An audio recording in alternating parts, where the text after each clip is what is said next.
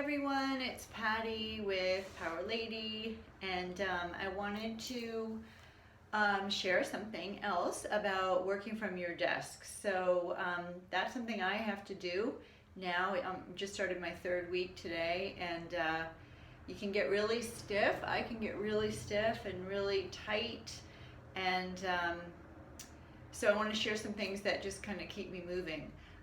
First thing is I wear my yoga clothes under my work clothes. I have to do a lot of work videos and video conferencing and stuff. And so to keep me from wanting to just crawl on the couch when I'm through, I kind of put on workout clothes like under my stuff, and then I'm ready to move, and I feel just more likely to get out and be active as soon as work's over. So that's a little hint and a little help. But literally I just pulled away from my desk, and I want to show you an easy hip exercise you can do on your chair before you even start to move, just to kind of open up the space in your joint area. So let's start together. First, let's get grounded. Namaste, everyone. Namaste just means that the light, the energy, the divine spark in me greets that in you. And sometimes just putting your hands together, kind of breathing, saying that, and especially bowing, can ground you so easily. It's really wonderful. So if you've been sitting all day, it's especially good to move your hip joints. So I'm going to just take my foot and put it on top of my knee. And so do the same if you can. Just try to sit. Now sometimes your knee may be up, high, or maybe not, but wherever it is, just try to put your foot on your other leg and find those sits bones and give a little bit of pressure to that knee so that you're feeling it in the same hip. So I have my left foot up right now, so I'm feeling it in my left hip joint a little bit. I'm just giving a little bit of pressure to that knee. So the standing leg, in my case the right leg, you want to have really stable. So you want to have the ankle right underneath the knee, and then the other foot right on top.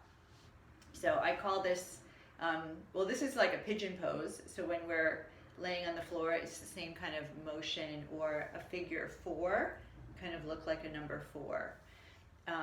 But I remember my dad forever reading the newspaper and sitting like this. So I think I call it dad reading the newspaper position. But just that little bit of pressure. So this is what we mean when we talk about a yin practice. My muscles are not warm yet. I've been sitting at my desk, just like maybe you've been. And so that's when you want to do a practice that is held for a longer time, and it's sort of a consistent pressure, but no pain. That takes the connective tissue and gives it a little bit of stimulation, which can kind of help it expand. So yin practices you want to do on colder muscles, which is why I didn't get up and move around or anything yet. Just putting some pressure on that hip joint.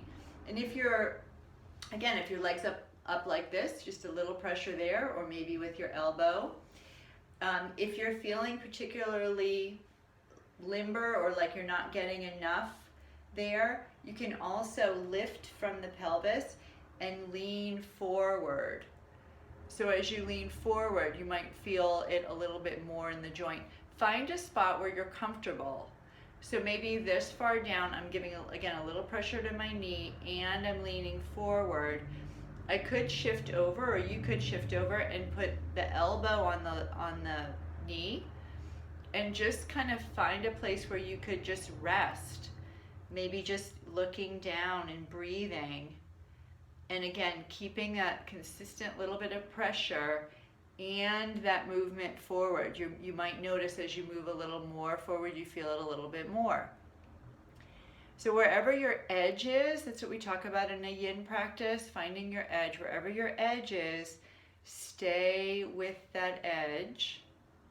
Go to it, arrive at that edge, and begin to just gently breathe and relax. Let your exhale soften and lengthen. Maybe you can even imagine just lengthening the tissue that's tightly connected there.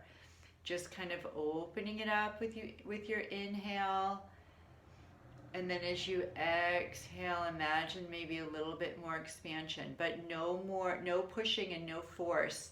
What happens in a practice like this is time and the weight of your body, or just gravity itself, coupled with the weight, opens it up.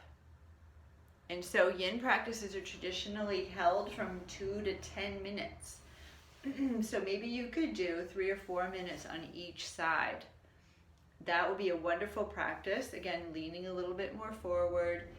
That alone is a fantastic practice just to get your hips ready for maybe a nice walk or some more movement on your mat.